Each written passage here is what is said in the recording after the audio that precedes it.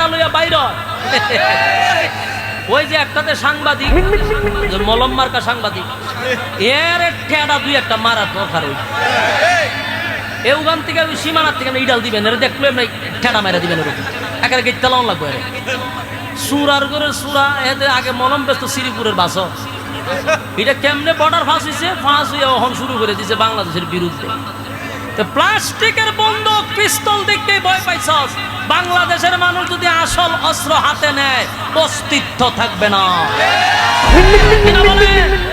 কি মনে করে ওই হলমান দাড়ি টুপি দেখলেই তালেবান কি মনে করে ওই হলমান দাড়ি টুপি দেখলেই তালেবান তবে সিংহের চেয়েও বেশি ভয় পায় তবে সিংহের চেয়েও বেশি ভয় পায় মাথায় পাগড়ি দেখে যদি বিদ্রোহী বাস্তব না বাস্তব বিদ্রোহী বিপ্লবী মৌলবাদী কেন জঙ্গিবাদী